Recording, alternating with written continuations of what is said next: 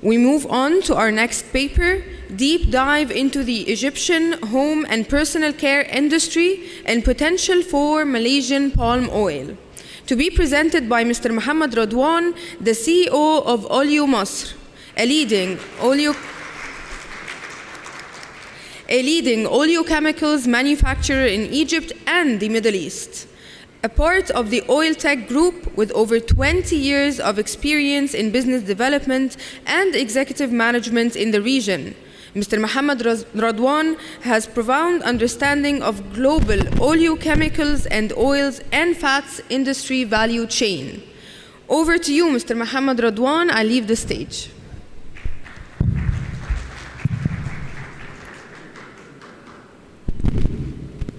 Bismillahirrahmanirrahim. Assalamu alaikum.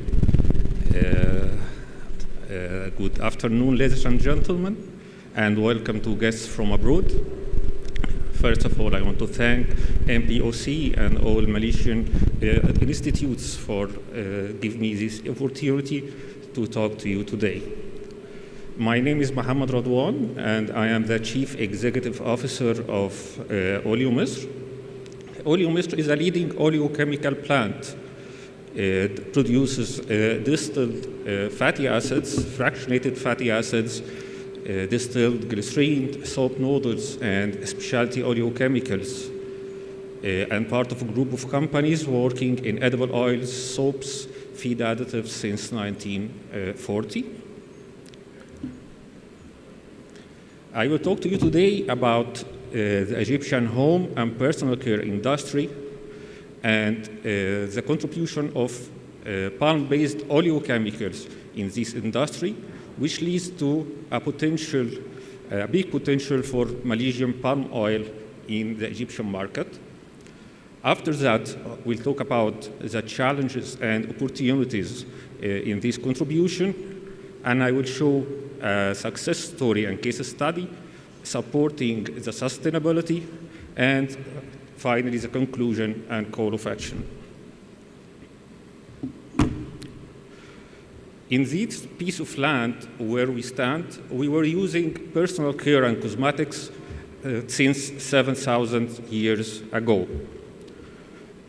Ancient Egyptians placed high importance on cleaning and beauty and using various cosmetics and hygiene practices.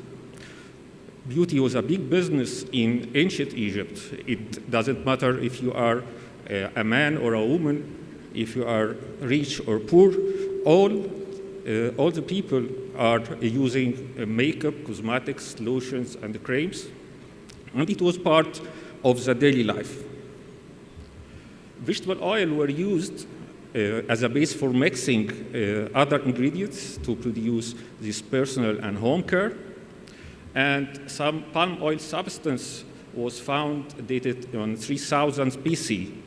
And we thought that the Arab traders had brought this palm oil to Egypt from West Africa. Well, I will talk now about the palm, about the oleochemicals. Oleochemicals are chemicals derived from oils and fats, such as vegetable oils and animal fat.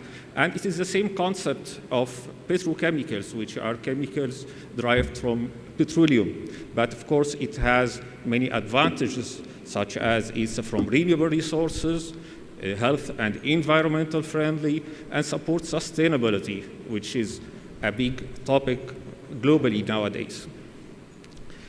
In brief, we are splitting up the triglyceride and see what we can do in the pieces. In one route, we are producing glycerin, which has regular routes like evaporation, distillation, bleaching to obtain refined glycerin, which enter in the home and personal care in addition to many applications. On the other routes, it's the fatty acids, even it's distilled or fractionated. And we can do a lot of products from it, like fatty alcohols, soaps, esters, fatty amines, surfactants, of course, and else. And you'll find all these palm-based oleochemical products coming from the fatty acids. You'll find it enter in the home care and also in the personal care industry. Well, what's the importance of palm oil-based oleochemicals? It's used as an ingredient in the cosmetics industry, also used as a surfactant, which is the main component of all liquid detergents, used as an emulsifier in the cosmetics also, to helps to mix the oil phase with the water phase in various formulation. And the palm oil-based oleochemical is cost-effective, comparing with alternative oils. And finally, it supports sustainability by many organizations like RSPO and other sustainability certificates. Now let's take an overview on personal care market in Egypt.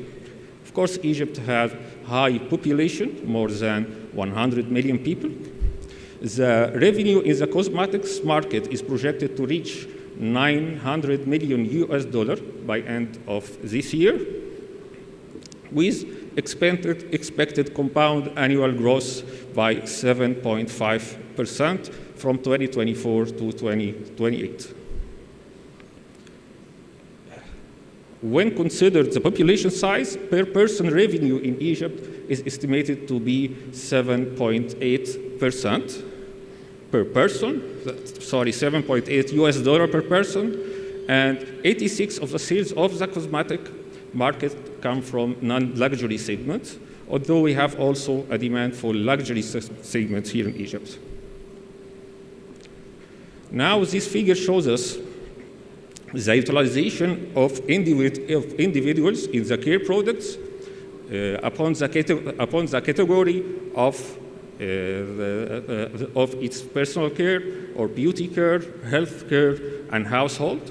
And you will find the growth is steady and expected to complete the growing after 2027. You will find the personal care, 17.8 million are utilizing it, beauty care 20 million, health care 18 million, and household care 10 million individual.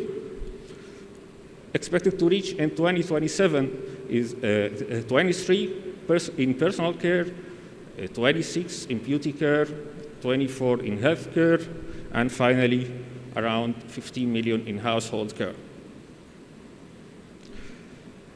This graph also shows us the market value per category in the beauty care is from 2018 to 2028.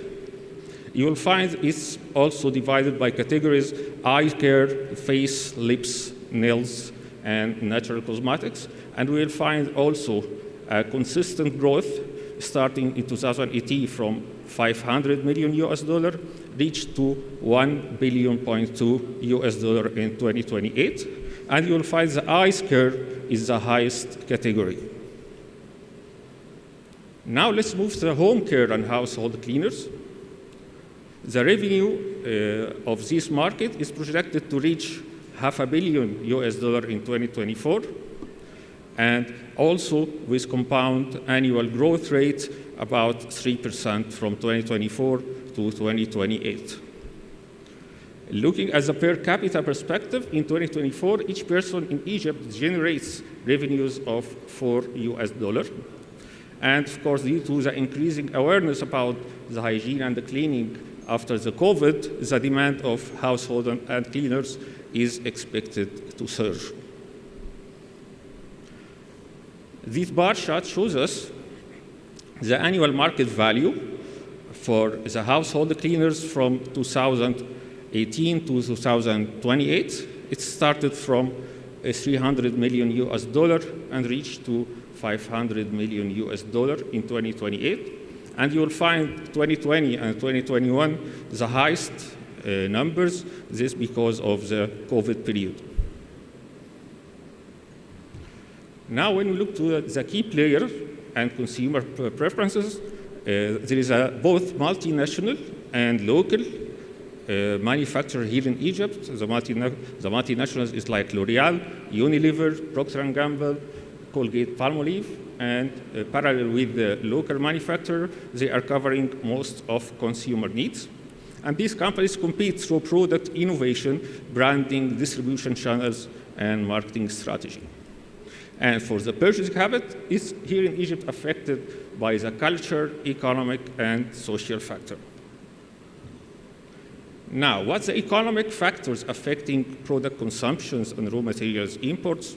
The first is the income level and consumer spending, because most of population here belonging to the middle and lower income brackets. Also, the exchange rate and import cost will affect the imported palm oil. Trade and policy tariffs, if any change in the regulation and tariffs in Egyptian authority, that also will make the palm oil not competitive in the local market. And also the consumer confidence and economic stability, because in this case, the consumer will prefer the essential products over the non-essential products. And finally, the government policies and regulations. Now let's come to challenges and opportunity. Our main challenge now is imports in tariff restriction. If the Egyptian authority increase the tariff or import tax, it will make the palm oil not competitive comparing with the other oils. Also, foreign currency challenges, like we faced in the last period.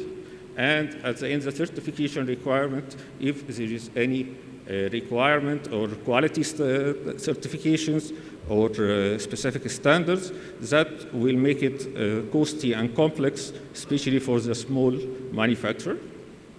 Regardless of the above challenges, we have a potential growth area because the market is increasing, and also we have underserved niches that we can approach it. And the final thing is the sustainability, because there is an opportunity in sustainable sourcing. Of course, manufacturers of palm oils have to capitalize this by support the sustainability practices. And also, these manufacturers can make educational initiatives to increase awareness of the sustainability of palm oil. Now I will show a success story and case study that we did in Oleomisr, that we produce specialty oleochemicals from green and clean production method instead of the traditional chemical methods.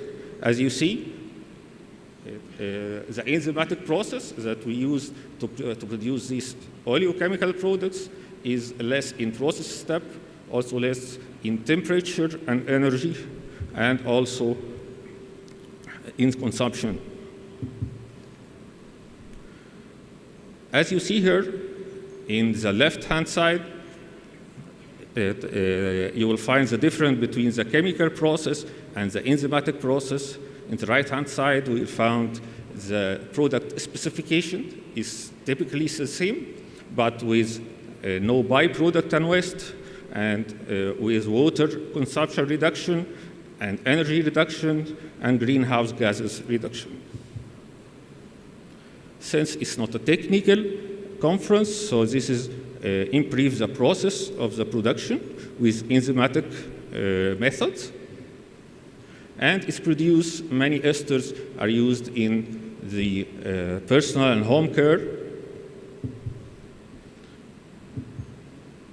and used also in other applications. Then, finally, the conclusion and call of actions.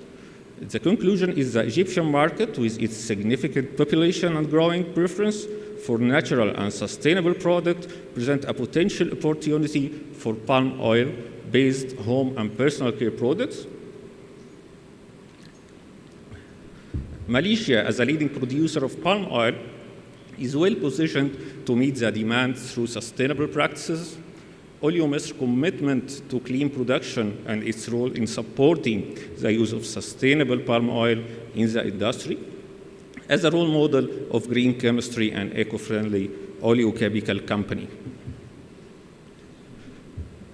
Call to action, we have to expand market research to investigate new needs, industry association and trade promotion between Malaysian Egyptian cooperation in the industry and business association, strength supply chain with partnership with local partner and distributor, increase awareness by educational campaign about the benefit of palm oil and palm-based oleochemicals, and sustainability initiative, and explore new opportunities and cooperate with the industry leader and supplier partnership.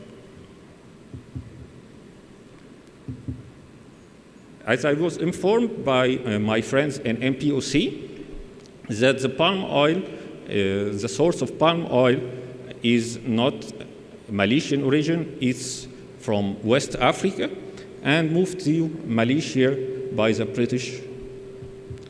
And it's mentioned in all holy books that the source of the olive oil is here in Egypt, particularly in Sinai. Since we have the source of the olive oil, we are number 10 in the production worldwide. What I suggest now is to benefit from the Malaysian success story in developing the palm oil, because it's not only plantation, that we have to focus on R&D, industry development, value chains and supply chains, and also the value-added product to be, by 2030, to become the third producer of olive oil after Spain and Italy.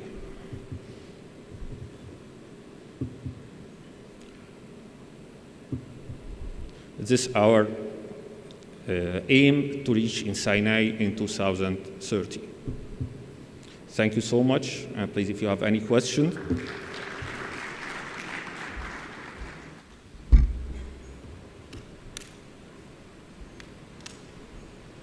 Thank you so much, Mr. Muhammad Radwan. This was a truly insightful presentation, and it was very, very informative. Does anyone have any questions? No questions at all? Okay, thank you so much.